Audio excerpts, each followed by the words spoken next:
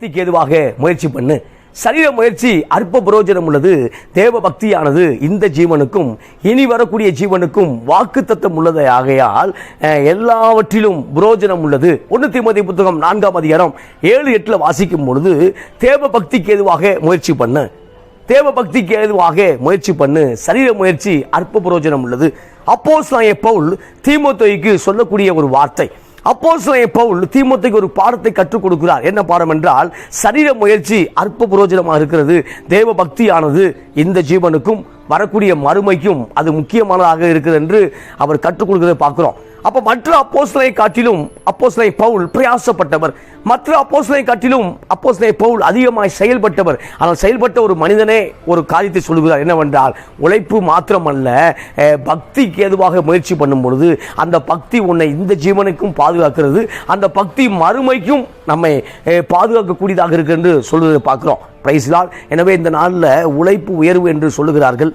இந்த நாளில் ஸ்தோத்திர சர்வீஸ் அட்டன் பண்ணாமல் கூட என்ன செய்ய வேண்டும், சபை அட்டன் பண்ணாமல் சர்வீஸ் அட்டன் பண்ணாமல் கூட ஒர்க் பண்ண வேண்டும் என்று தீவிரமாக இருக்கிறார்கள்.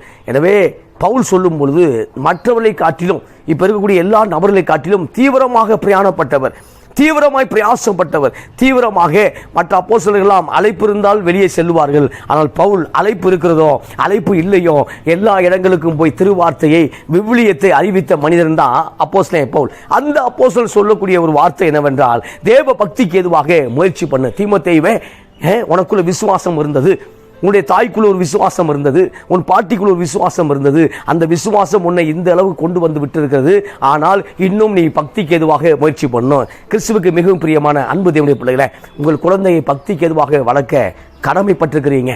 உங்க பிள்ளைகளை மாத்திரமல்ல, நீங்களும் அதிகமாய் பிரயாசப்பட, நீங்களும் பக்திக்கு எதுவாக நடக்க அழைக்கப்பட்டிருக்கிறீங்க.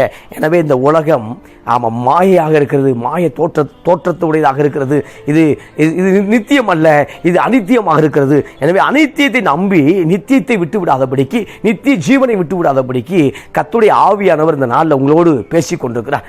எனவே அடுத்த தலைமுறைக்கு இந்த வார்த்தையை கடத்த வேண்டும், அடுத்த தலைமுறைக்கு பக்தியை அறிவிக்க வேண்டும், அடுத்த தலைமுறைக்கு ஏதோ ஒன்று செய்ய வேண்டும் என்று பவுலுக்குள் இருந்த அந்த வாஞ்சை தான் தீமோத்தேயுக்கு இப்படியாக எழுத வைத்தது. என்னன்னா, நீ முயற்சி பண்ணு, பக்திக்கு எதுவாக முயற்சி பண்ணு. ஏனென்றால் தேவனுடைய ராஜ்யத்துக்கு நேராக பவுல் போக போகிறார். காலங்கள் முடிந்து கொண்டிருக்கிறது. நல்ல போராட்டத்தை போராடி என்று சொன்னவர், ஓட்டத்தை முடித்தேன் என்று சொன்னவர். எனவே இப்ப தீமோத்தேயை ஆயத்தப்படுத்த வேண்டும். அடுத்த தலைமுறைக்கு திருச்சபைக்கு ஒரு லீடர் ஆயத்தப்படுத்த வேண்டும். எனவே அடுத்த தலைமுறை ஒரு பக்தி உள்ளவனாக இருக்க வேண்டும். அடுத்த தலைமுறை கர்த்தருடைய வார்த்தையை கேட்கிறவனாக இருக்க வேண்டும். அடுத்த தலைமுறை தேவனோடு உறவாடக்கூடிய ஒரு மனிதனாக இருக்க வேண்டும். அந்த மனிதன் தான் ஒரு பரிசுத்தம் உள்ள ஒரு மனிதன் தான், பக்தி உள்ள ஒரு மனிதன் தான் அடுத்த ஒரு பக்தி உள்ள கூட்டத்தை உருவாக்க முடியும். எனவே இந்த நாளில் பக்தியோடு ஸ்தோத்திரம், பக்திக்கு ஏதுவாக உங்கள் குழந்தைகளை நீங்கள் வழிநடத்த வேண்டும் என்று தேவனுடைய ஆவியானவர் இந்த நாளில் இடைபடுகிறார். சகோதரா, இடைபடுகிறார் சகோதரியே. எனவே அவர் சொல்லும் பொழுது, சீர்கேடும் கிளவிகள் பேச்சுமாயிருக்கிற கட்டுக்கதைகளுக்கு விலகி தேவ பக்திக்கு எதுவாக முயற்சி பண்ணு. சில கட்டுக்கதைகள், ஆமாம், நம்ம தேசங்களை பார்க்கும்போது எல்லா இடங்களும் ஒரு கட்டுக்கதைகள் இருக்கும், சில கட்டுக்கதைகள் இருக்கும். அந்த கட்டுக்கதைகள் அல்லது இட்டுக்கட்டு பேசுறது ஏதோ ஒரு காரியம் இருக்கும். இது சீர்கேடும் கிளவிகள் பேச்சுமாக இருக்குது. கிளவிகள் பேச்சு வயதான பேச்சு அல்ல, பேசிக்கொண்டே இருக்கக்கூடிய, கண்டினியூ பேசிக்கொண்டிருக்கக்கூடிய, அதில் பொருள் இருக்காது, அதில் ஒரு காரியம் இருக்காது. ஆனால் பேசிக்கொண்டிருக்கக்கூடிய காரியங்கள் அதில் விட்டு விலக வேண்டும் என்று சொல்லப்படுது பார்க்குறோம். அந்த கிளவிகள் பேச்சினோடனே கிளவி மட்டும் பேசக்கூடிய பேச்சு அல்ல, ஆமாம், அது கன்னிகளும் பேசலாம், வாலிபர்களும் பேசலாம். இது பார்க்கும்போது அதிக தேவையற்ற பேச்சை குறிக்கக்கூடிய வார்த்தை தான் சீர்கேடும் கிளவி பேச்சுகளுமான வார்த்தை. இந்த சீர்கேடான பேச்சு என்னன்னா, நம்மை வழிதவறி பண்ண போகிறது. எனவே தீமோத்தேயுவே, உன்னை வழிதவறி போக பண்ணக்கூடிய வார்த்தைகளை விட்டு விடாதபடிக்கு திருச்சபையிடக்கூடிய அநேக தீமோத்தேயை கர்த்தர் இந்த நாளில் உங்களை காண்பிக்கிறார். உங்களை வழிதவறி பண்ணக்கூடிய வார்த்தை, ஊழியனே, விசுவாசியே, சகோதரா, சகோதரியே, உன்னை வழி தவறி போக பண்ணக்கூடிய வார்த்தைகளை விட்டு விலகி, உன்னை வழி தவறி போகக்கூடிய அந்த தேவையற்ற உரையாடல்களை விட்டு விலகி, வழி தவறக்கூடிய அந்த கலந்துரையாடலை விட்டு விலகி தேவ பக்திக்கு எதுவாக முயற்சி பண்ணு. சரீர முயற்சி மாத்திரம்தான் புரோஜனம் என்று கருத வேண்டாம். இன்னைக்கு அநேகர் பார்க்கும் பொழுது, இல்லை சரீர முயற்சி நாம முக்கியம் அப்படின்றாங்க. இல்லை, அதை காட்டிலும் தேவ பக்தி முக்கியம். அந்த தேவ பக்தி தான் உன்னை இந்த ஜீவனுக்கு காப்பாற்றுகிறது. அது மாத்திரம் மறுமையிலும் உன்னை இட்டர்னல் லைஃப், முடிவில்லாத லைஃப் வாழ்க்கைக்கும் உன்னை கொண்டு போகக்கூடியது. சகோதரா, இப்போ பார்க்கும்போது அப்போ நம்ம இதெல்லாம் அந்த பூமியை பார்க்குறோம், சந்திரனை பார்க்குறோம், இந்த பொருட்களை பார்க்குறோம். ஆனால் இது எப்பொழுதும் நிரந்தரமானதல்ல, நித்தியம் அல்ல, இது அனித்தியம். ஆனால் காணக்கூடாதவைகள் கடவுள், காணக்கூடாதவைகள் தேவன், தேவ தூதர்கள், ஆமா பிசாசு, காற்று, காணக்கூடாதவைகள், அதெல்லாம் அதுதான் எப்பொழுதும் நித்தியமாக இருக்கிறது. எனவே நாம் பார்க்கவில்லை என்கிறதுக்காக அது அநித்தியம் அல்ல, அது நித்தியமாக இருக்கிறது. எனவே 1 யோவான் சொல்லும் பொழுது 2ஆம் அதிகாரம் 25 அழகா சொல்றாரு, நித்திய ஜீவனை அளிப்பேன் என்பதை அவர் நமக்கு செய்த வாக்குத்தத்தம். அப்ப வாக்குத்தத்தம் பிராமிஸ் வேர்டு வைக்கிறார் ஆண்டவர். ஒரு பிராமிஸ், ஒரு கட்டளை கொடுக்கிறார், ஒரு ஆசீர்வாதத்தை கொடுக்கிறார். என்னன்னா, உங்களுக்கு நித்திய ஜீவனை அளிப்பேன் என்பதே அவர் நமக்கு செய்த வாக்குத்தத்தம். எனவே மறுமைக்கு போக வேண்டும் என்றால் நித்திய ஜீவனை இழந்து விடக்கூடாது. ஆமா, இறந்து போன பிறகு என்ன எல்லாம் அப்படித்தான் அப்படி சொல்லிட்டு இருப்பாங்க சில கூற்றுகள். ஆமா, இறந்து போன பிறகு அவ்வளவுதான், இறந்து போன பிறகு மனிதனுடைய வாழ்க்கை அப்படித்தான். இல்ல, இறந்து போன பிறகுதான் மனுஷனுடைய வாழ்க்கை.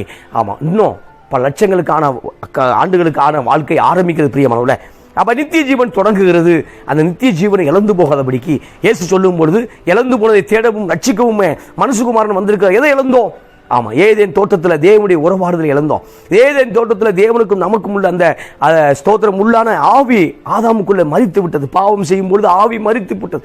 இப்ப மறுபடியும் அதை மறுபடியும் அந்த கணேசக்குள்ள கொடுக்க பிதாவோடு மறுபடியும் அந்த உறவுக்குள் வருவதற்காகத்தான் ஆண்டவர் இயேசு வந்தார். இந்த நாளில் இழந்து போன உறவை மறுபடியும் புதுப்பிக்கும்படியாக தேவன் விரும்புகிறார். இந்த காணொளி வழியாக, இந்த வீடியோ வழியாக மறுபடியும் இழந்து போன உறவை, சகோதரா சகோதரியே, தேவனோடு இழந்து போன உறவை மறுபடியும் புதுப்பிக்கும்படியாக தேவன் விரும்புகிறார்.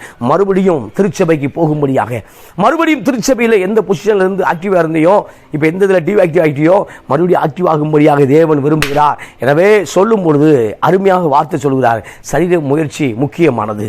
சரீர முயற்சி முக்கியமானது என்று சொல்லக்கூடிய அநேகருக்கு சொல்லக்கூடிய வார்த்தை என்ன? சரீர முக்கியம்.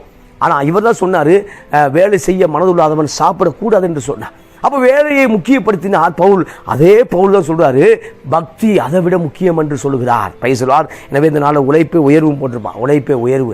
ஆமா, இதெல்லாம் முக்கியம் தான். ஆமா, நாம் உழைக்க வேண்டும் என்று விரும்புகிறார். ஆமா, சோம்பேறி இருக்க தேவன் விரும்பவில்லை. நீதிமொழியில பார்க்கிறோம், சோம்பேறியுடைய ஸ்தோத்திரம் அந்த நிலங்களை பார்க்கும்போது அது மோசமா இருக்கு. அப்ப தேவன் சுறுசுறுப்பு உள்ள ஆத்துமாக்களை விரும்புகிறார். சுறுசுறுப்பு நம்முடைய கோத்திரப்பிதாக்கள் சுறுசுறுப்பாக இருந்தவர்கள், ஆனால் அதை பார்க்கலும் பக்தி உள்ளதாக இருந்தார்கள். எனவே இந்த நாளில் ஆமா, பக்தியை விட்டுட்டு சுறுசுறுப்பாக இருக்கும்போது அதுவும் ஃபெயிலியர் ஆயிருது. அப்போ பக்தியை மட்டும் வச்சுட்டு நம்ம ஒர்க் அவுட் பண்ணாமல் இருக்கும்போது அதுவும் ஃபெயிலியர் ஆயிருது. அப்போ விசுவாசம் என்பது என்னன்னா, ஸ்தோத்திரம், விசுவாசம் என்பது நம்பணும், அதுக்கப்புறம் ஒர்க் அவுட் பண்ணணும். பிரைஸ், அதான் விசுவாசமா இருக்கிறது. அப்ப நம்ம திருமறை, அப்ப இன்னொரு திருமறை வள்ளுவன் சொல்லும்போது வள்ளுவருடைய வாக்கு என்னன்னா, தெய்வத்தால் ஆகாது எனினும் முயற்சிதன் மெய்வருந்த கூலி தரும். ஆமா, அது உலகத்தாருடைய வாக்கு. அப்ப வள்ளுவருடைய வாக்கு என்னன்னா, தெய்வத்தால் ஆகாது எனினும், அப்ப கடவுளாலே முடியாத ஒரு காரியம் நீ முயற்சி பண்ணா ஏதோ ஒன்று கிடைக்கும் சொல்றது அதுக்கு நம்ம உடன்பாடு இல்லை. அதுக்கு அது ஆனால் உடன்பாடு இல்லை. ஆனால் வள்ளுவன் எதற்காக எழுதினார் என்றால், பக்தியை மட்டும் நீ வச்சுட்டு, பக்தியை மட்டும் சாமியை மட்டும் கும்பிட்டுட்டு நீ எந்த வேலையை செய்யக்கூடாமல் இருக்கிறவர்கள் பார்த்து தான் சொல்றார். அந்த அடிப்படையில் எழுதப்பட்டிருக்கிறது. நம்ம உடனே அவரை தவறா நினைக்கக்கூடாது. அப்போ அவர் சொல்லும்போது தெய்வத்தால் ஆகாது எனினும், அப்போ தெய்வத்தால் கொடுக்க முடியல, இருந்தாலும் நீ முயற்சி பண்ணும்பொழுது ஒரு காரியத்தை நீ செய்ய முடியும். ஒரு காரியம் உனக்கு கிடைக்கும், ஏதோ ஒரு காரியம் உனக்கு கூலி தரும், கூலி கிடைக்கும் அப்படின்றார். ஆமாம், அதை நம்ம நம்புறது இல்லை. ஆனால் அது எதற்காக சொல்லப்பட்டிருக்கு அப்படின்னா, ஆமாம், பக்தியை மட்டும் பக்தி மட்டும் இருந்துட்டு செயல்படாமல் இருக்கக்கூடியவர்கள். ஈசாக்கு விதை விதைத்தால் 100 மடங்கு கர்த்தர் ஆசீர்வதித்தார். அப்ப விதை விதைக்கணும், நம்ம விதை விதைக்கணும், முயற்சி செய்யணும். அப்ப யாக்கோபு ஆடு மாடுகளை மேய்த்தான். யாக்கோபு பிரயாசப்பட்டான். அப்ப பிரயாசப்படும் பொழுது பக்தி நமக்கு அது ஒரு ஆசீர்வாதத்தை உண்டாக்குறது. பிரயாசப்படும் பொழுது அந்த பக்தி அந்த இடத்துல ஒரு பெரிய பிராஸ்பரிட்டி, ஒரு செழிப்பை உண்டாக்குறது பிரியமானவர்களே. அப்ப நம்ம பிரயாசப்படணும். அப்போ ஒரு பறவைக்கு 2 சிறகுகள் போல. அப்போ நம்ம விசுவாசத்தில் பயிற்சி பண்ணணும், பக்தியாக இருக்க வேண்டும், ஒரு பக்கம் செயல்பட வேண்டும் என்று தேவன் விரும்புகிறார். அப்போ சோம்பேறி ஊழியர்களை தேவன் விரும்பவில்லை, சோம்பேறி கிறிஸ்தவர்களை தேவன் விரும்பவில்லை. அப்போ சுறுசுறுப்பக்கூடிய ஆத்துமா தான் தேவனுக்கு பிரியமாக இருக்கிறது. சுறுசுறுப்பாக இருக்க வேண்டும் என்று தேவன் விரும்புகிறார். அது மாத்திரமல்ல, பக்தி உள்ளவர்களாக இருக்க வேண்டும் என்று விரும்புகிறார். கொர்நேலியை பார்க்கும்போது பக்தி உள்ளவராக இருக்கிறார். அப்போஸ்தலர் வாசிக்கிறோம், பக்தி ஒரு பக்கம் இருக்குது, இன்னொரு பக்கம் பார்க்கும்போது ரோமாவுடைய 100க்கு அதிபதியாக இருக்கிறார். அப்ப படைத்தளபதியாக அந்த வேலையும் வெற்றியாக செய்து கொண்டிருக்கிறார். இந்த பக்கம் பார்த்த உபவாசத்திலையும் செபத்திலும் தேவனுக்கு சரியாக இருக்கிறார். எனவே இந்த நாளில் பக்திக்கு ஏதுவாக அப்ப சரீர முயற்சி சொல்லும் பொழுது அதை விட எது பக்தி முக்கியம் என்று தேவன் சொல்வதை பார்க்கிறோம். இந்த நாளில் ஒருவேளை சரீர முயற்சியில் ஈடுபட்டக்கூடிய அருமையான சகோதரா, சரீர முயற்சியில் ஈடுபட்டு பல காரியங்கள் ஈடுபட்டு தோற்று போயிருக்கக்கூடிய சகோதரா சகோதரியே, தேவன் மறுபடியுமாய் உனக்கு ஒரு காரியத்தை சொல்லுகிறார். ஆமாம், வார்த்தையிலே ஆமாம் மணிக்கணக்காய் காத்திருந்த நீ, வேத வசனங்களிலே மணிக்கணக்காக ஊறின நீ, தேவனுடைய ஸ்தோத்திர ஜெபத்திலும் காரியத்திலும் மணிக்கணக்காக இருந்த நீ, இப்பொழுது ஏதோ ஒரு காரியம் உன்னை கவன சிதறல் உண்டாக்கி கவனத்தை திருப்பி விட்டு உன்னை ஸ்தோத்திரம் உழைப்பை கொண்டு வந்து பக்தியை விட வைத்து விட்டது. எனவே நீ பக்தியை விட்டு விட வேண்டாம், உழைப்பை விட்டு விட வேண்டாம். தேவன் தேடக்கூடிய நேரத்தை நம்ம தேடித்து ஆக வேண்டும். ஓய்வு நாளை அனுசரிப்பாயாக. அப்ப தேவன் கொடுக்கக்கூடிய காரியம் ஓய்வு நாள்ல, அந்த கர்த்தருடைய ஓய்வு நாள்ல நம்ம என்ன செய்திருக்க வேண்டும்? ஓய்ந்திருக்க வேண்டும். அதை நம்ம செய்ய வேண்டும். அப்ப சில காரியத்தை குறித்து கவலைப்படுகிறோம். அதுதான் மத்தேயு புத்தகம் 6:33 தேவன் தெளிவாக சொல்கிறாரு, முதலாவது தேவனுடைய ராஜ்யத்தையும் அப்படி நீதியும் தேடுங்கள், பிறகு எல்லாம் உங்களுக்கு கூட கொடுக்கப்படும். என்ன கொடுக்கப்படும்னா, உடை கொடுக்கப்படும், உணவு கொடுக்கப்படும், காரியங்கள் கொடுக்கப்படும். ஆமா ஆமா, நீ எதையெல்லாம் பிரயாசப்படுகிறாயோ அதெல்லாம் கொடுக்கப்படும். முதல்ல யாரை தேடுன்னா, ஆமா தேவனை தேடு என்று கர்த்தர் சொல்றார். தேவனை தேடு என்று இயேசு சொன்னார். இந்த நாள்ல தேவனை தேட வேண்டிய நாம், ஆமா ஸ்தோத்திரம், தேவனை தேட வேண்டிய நாம், தேவனை தேடும் பொழுது ஐடியா கர்த்தர் கொடுப்பார். தேவனை தேடும் பொழுது நல்ல ஆலோசனைகளை கொடுப்பார். நல்ல ஆலோசனை உண்டானால் சுகம் உண்டாகும் என்று எழுதப்பட்டிருக்கு. அப்ப நல்ல ஆலோசனைக்காக இருக்கும் பொழுது நமக்குள்ள ஹீலிங் உண்டாகும். அப்ப நல்ல ஆலோசனை கொடுக்கும் பொழுது கொடுக்கணும் அப்படின்னா, நம்ம ஆலோசனை கர்த்தரை நோக்கி பார்க்கும் பொழுது, அவர் ஆலோசனை கர்த்தர், அந்த ஆலோசனை கர்த்தரை நோக்கி பார்க்கும் பொழுது ஐடியா கொடுக்கக்கூடிய, ஆலோசனை கொடுக்கக்கூடிய, நல்ல கவுன்சில் கொடுக்கக்கூடிய நல்ல நபர்களை நம்மோடு கொண்டு வந்து சேர்ப்பார். பிரியமானவர்களே, அப்ப முதலாவது தேவனுடைய ராஜ்யத்தையும் அவருடைய நீதியும் தேடுங்கள், பிறகு எல்லாம் உங்களுக்கு கூட கொடுக்கப்படும் என்று அவர் சொன்ன வார்த்தையை நம்ம என்ன செய்யறோம்? பார்க்கிறோம். 6:33. அப்ப என்ன செய்யணும்னா, முதலாவது தேவனுடைய ராஜ்யத்தை தேடுங்கள். ஆமா, இயேசு எப்பொழுதும் ஆமா சீசரிடத்துல ஒரு கலந்துரையாடல் செய்வதற்கு முன்பாக, ஜனங்களை சந்திப்பதற்கு முன்பாக, சுகமளிக்கும் வல்லமை வெளிப்படுத்துவதற்கு முன்பாக இரவோடு காத்திருந்தார். பிதாவுக்கு முன்பாக அதிகாலை காத்திருந்தார். ஆமா, கடலோரமாய் காத்திருந்தார், வனாந்தரத்தில் போய் காத்திருந்தார், கெச்சமேன் தோட்டத்திலே காத்திருந்தார். அவர் அந்த பக்திக்கு எதுவான காரியத்தில் முயற்சி செய்து கொண்டே இருந்தார். Praise the Lord. எனவே இந்த நாளில் நீங்களும் உங்கள் பிள்ளைகளும் பக்திக்கு எதுவான காரியத்தில் முயற்சி பண்ணும் பொழுதுதான் அந்த ஆன்மீகம் தான் உங்களுடைய வாழ்க்கையை சரியாக அடித்தளமாக அமைக்கப்படும். ஆமாம், இன்னைக்கு ஆன்மீகம் சரியாக இல்லைனால தான், ஆமாம் தேவனுடைய உறவு சரியாக இல்லைனால தான் பிள்ளைகள் சீர்கேடாக போய் கொண்டிருக்கிறார்கள். வெற்றி கதைகளை நம்பிக்கொண்டிருக்கிறார்கள், தேவையற்ற கதைகளை நம்பிக்கொண்டிருக்கிறார்கள். எனவே மறுபடியும் ஆமாம் அடித்தளம் இடுவோம், பக்திக்கு எதுவாக முயற்சி செய்வோம். ஆமாம், சரிய முயற்சி உண்மைதான். ஆனால் பக்தி வந்து நிச்சயமாக ஆமாம் ஒரு நாள் ஒரு அரை மணி நேரம், ஒரு 2 மணி நேரம், 3 மணி நேரம் வேலையை ஒத்தி வச்சுட்டு நம்ம பார்க்கறதுனால ஒரு நஷ்டம் உண்டாயிருச்சு அப்படின்னு பிசாசு உங்களை சொன்னான்னா, தேவன் அடுத்த நாள் சேர்த்து தர அவரால் முடியும். ஆமாம், அவரால் நிச்சயம் முடியும்.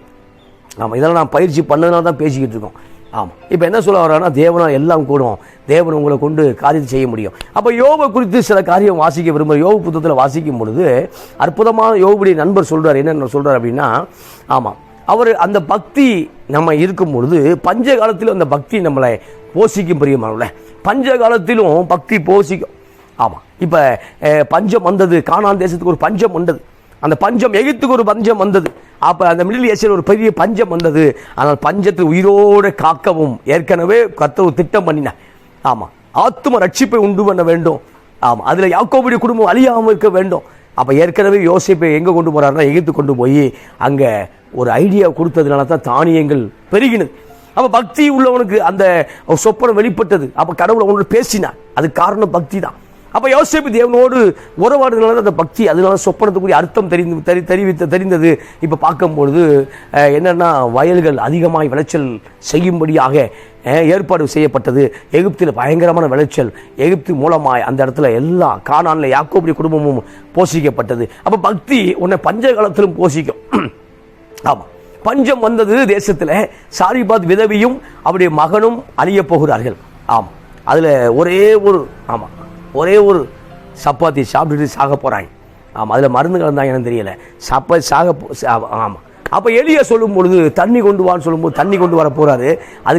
அதுக்கப்புறம் அந்த அம்மா ஹோல்டு பண்ணி நிப்பாட்டி வரும்போது ஒரு சின்ன சப்பாத்தி எடுத்துகிட்டு சொல்லும் போது இல்லை ஒன்றுமே இல்லை சொல்லும்போது, அந்த பக்தி தான் வார்த்தை தருது, அந்த பக்தி தான் தைரியத்தை தருது. இல்லை இந்த பஞ்சகாலம் முடியும் வரை, ஆமாம் தேசத்தில் மறுபடியுமாய் மழை உண்டாகும் வரை, ஆமாம் அப்பத்தில் அந்த மாவு குறைவதில்லை மகளே என்று சொல்லுகிறார். அந்த எண்ணெய், ஆமாம் ஒலிவ எண்ணெய் குறைவதில்லை. ஆமாம், இந்த நாளில் உங்கள் தலைக்கு எண்ணெய் குறையாதிருப்பதாக, உன் தலைக்கு எண்ணெய் குறையாதிருப்பதாக என்று சொல்லுவது, அபிஷேகம் குறையாதிருப்பதாக, உங்களுடைய வல்லமை குறையாதிருப்பதாக, பக்திக்கு எதுவாய் முயற்சி பண்ணக்கூடிய காரியங்கள் குறையாதிருப்பதாக. ஆமாம், செபத்தை ஓய பண்ணக்கூடிய அசுத்த ஆவிகள், ஆமாம் துதியை ஓயப்படக்கூடிய அசுத்த ஆவிகள், வேத வாசிப்பை ஓயப்படக்கூடிய அசுத்த ஆவிகள், சில காரியங்கள், சில காரியங்கள் இந்த இடத்துல அசுத்த ஆவிகள் உங்கள் நண்பர்கள், சில நண்பர்கள் எதிரிகள், பிரச்சனை போராட்டத்தை கொண்டு வரக்கூடிய சில வல்லமைகள், இதெல்லாம் என்ன ஜெபத்தை ஸ்தோத்திரம் ஓய பண்ணக்கூடிய காரியமாக இருக்கும். வேத வாசிப்பை ஓய பண்ணக்கூடிய காரியமாக இருக்கும். பக்தியை ஓய பண்ணக்கூடிய காரியமாக இருக்கும். ஏற்கனவே நம்ம பக்தி வைராக்கியமாக எலும்ப போகும்போது நமக்குள்ளே சில சோர்வுகள் இருக்குது. ஆனால் இவங்க சுற்றி இன்னமும் சோர்வை உண்டு பண்ணி கொண்டே இருப்பார்கள். இதெல்லாம் நம்ம தட்டி விட்டுட்டு, இதெல்லாம் ஒரு அசுத்த வல்லமைகள். இந்த காரியத்தெல்லாம் தட்டி விட்டுட்டு தேவையற்ற ஃப்ரெண்ட்ஷிப்பு, தேவையற்ற காரியங்கள், தேவையற்ற உறவினர்கள், தேவையில்லாமல் காரியங்கள், இவங்கெல்லாம் பஞ்ச காலத்திலும் தேவன் நம்மை அற்புதமாய் நடத்த விடாமல் செஞ்சிருவாங்க. பஞ்ச காலத்தில் மடிந்து போக பண்ணிடுவாங்க. அப்போ பஞ்ச காலத்திலும் எது போஷிக்கும் அப்படின்னா பக்தி போஷிக்கும். அதில் வாசிக்கிற யோபு புத்தகம் 5ஆம் அதிகாரம் அது 20 வாசிக்கும் பொழுது, பஞ்ச காலத்திலே அவர் உம்மை மரணத்துக்கும் யுத்தத்திலே பட்டய வெத்துக்கும் விலக்கி மீட்பார். அது மாத்திரமல்ல, நாவின் சவுக்குக்கும் மறைக்கப்படுவீர். பாலாக்குதல் வரும்போது பயப்படாமல் இருப்பீர். பக்தி வைராக்கியம், பக்தி தேவனோடு இருக்கக்கூடிய ஐக்கியம், உறவு எதை செய்யுது அப்படின்னா பஞ்ச காலத்திலே நம்ம நடத்துகிறது பட்டய வெட்டுக்கு. யுத்தம் பண்ணக்கூடிய காரியம், யுத்தம் வரக்கூடிய காரியம். சில நேரம் யுத்தம் வருகிறது.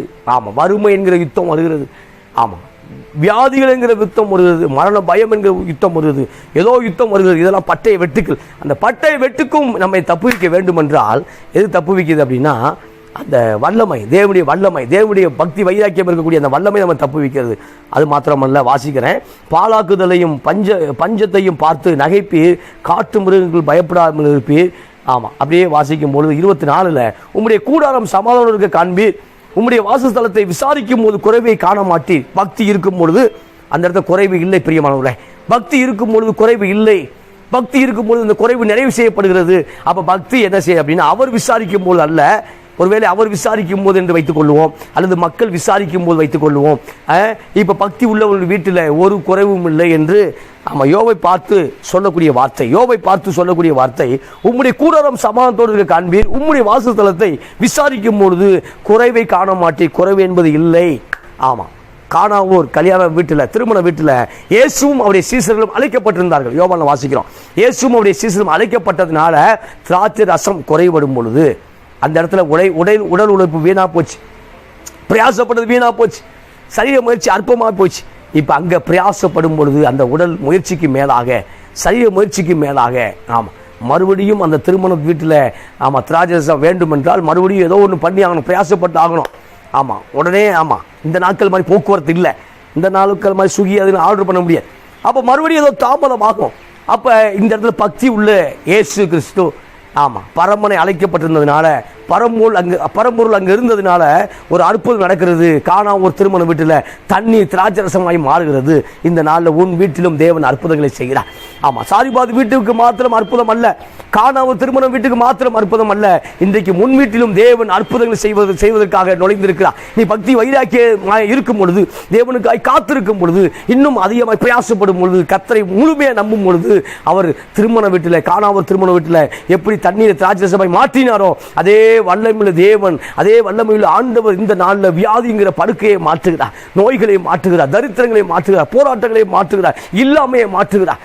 உனக்கு ஸ்தோத்திரம். எது வரலையோ, ஐடியா வரலையோ, எந்த காரியம் இல்லையோ, எந்த ஞானத்தில் குறைவுபட்டிருக்கிறையோ, எந்த காரியத்தில் குறைவுபட்டிருக்கிறையோ அந்த குறைவை அதை இல்லாமல் பண்ணி குறைவை நிறைவாக்கக்கூடிய இயேசு இந்த நாளில் உள்ள வருகிறார். எனவே பக்தி ஏதுக்குவாய் முயற்சி பண்ணும்படியாக தேவன் அழைக்கிறார். பிரியமானவர்களே, படித்து கொண்டு சொல்லுகிறேன். இன்னும் நிறைய படிக்கிறோம், ஆனால் ஞாபகம் இல்லை. படிக்கிறோம், ஆனால் மைண்டில் ஸ்டோரேஜ் பண்ண முடியல. எஸ்டி கார்டெலாம் பலவீனமாயிடுச்சு. ஸ்டோரேஜ்லாம் வீக் ஆயிடுச்சு. அவங்களுக்கு மறுபடியுமாக உன்னதத்திலிருந்து தேவனுடைய ஞானம் உண்டாகிறது. ஒருவன் ஞானத்தில் குறைவுள்ளவனாக இருந்தார். ஆண்டவரை பார்க்க கேட்கும்போது அவன் ஞானத்தை தரக்கூடியவராக இருக்கிறார். அதை வாசிக்கிறேன், உம்முடைய சந்தானம் பெருகி உம்முடைய சந்ததியார் பூமியில் பூண்டுகளைப் போல இருப்பார்கள் என்பதை அறிந்து கொள்வீர். அப்போ அவர் பக்திக்கு எதுவாக இருக்கும் பொழுது நம்முடைய சந்ததி தேசத்தை ஆளக்கூடியதாக இருக்கிறது, நம்முடைய சந்ததி ஆஸ்வதிக்கக்கூடிய சந்ததியாக இருக்கிறது, ஆஸ்வதிக்கப்பட்ட சந்ததியாக இருக்கிறத பார்க்குறோம். எனவே இந்த நாளில் அது மாத்திரமல்ல, தானியம் ஏற்ற காலத்தில் அம்மாரத்தில் சேர்றது போல முதிர் வயதில் கல்லறையில் சேர்வி. இதோ நாங்கள் ஆராய்ந்து அறிந்தது இதுதான், காரியம் இப்படியாக இருக்கிறது, இதை நீர் கேட்டு உமக்கு நன்மை உண்டாக அறிந்து கொள்ளும். நான் யோபு 5 வாசிட்டு இருக்கேன். 5ஆம் அதிகாரம் 20 27 வரைக்கும் நம்ம வாசித்திருக்கிறோம். அப்போ பார்க்கும்போது ஒரு நல்ல ஒரு பிளஸ்ஸிங்கான வார்த்தை, ஆசீர்வதிக்கப்பட்ட ஒரு வார்த்தை. ஏற்ற வேளையில் தானியத்தை அறுத்து அதில் அம்பாரத்தில் ஸ்டோரேஜில் சேர்க்கிறது மாதிரி நீ ஏற்ற வேளையிலே கல்லறையில் போவீர், ஏற்ற வேளையில் நித்திய ஜீவனை பெற்றுக்கொள்வீர், ஏற்ற வேளையில் நாம் தேவனோடு இருக்கோம். அப்போ பக்திக்கு எதுவாய் முயற்சி பண்ண பிரயாசப்படுங்கள், ஒரு முடிவெடுங்க. ஆமாம், உங்கள் சேனலை மாற்றுங்க.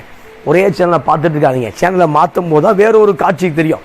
அப்போ வேறொரு காட்சிக்கு நேராக மாற வேண்டும். என்னோட சேனலை மாற்றணும், என் மைண்டுங்கிற சேனலை மாற்றணும், என் மைண்டுங்கிற சேனல் ப்ரேயருங்கிற சேனலை மாற்றணும், என் மைண்டில் இப்போ நம்ம ஒர்ஷிப்புங்கிற சேனலை மாற்றணும், என் மைண்டுங்கிற சேனலில் நான் அதிகமாக வேதம் வாசிக்க போகிறேங்கிற சேனலை மாற்றணும். இதில் மாற்றணும். தேவையில்லாத காரியங்கள்லேருந்து விட்டு விலகணும். எபிரேயர் சொல்லும் பொழுது, எபிரேயர் 13:9 சொல்லும் பொழுது, பலவிதமான அந்நிய போதனைகளால் அழைப்புண்டு திரியாதிருங்கள், போஜன பதார்த்தங்களினால் அல்ல, கிருபையினாலே இருதயம் ஸ்திரப்பட கடவுள் நல்லது.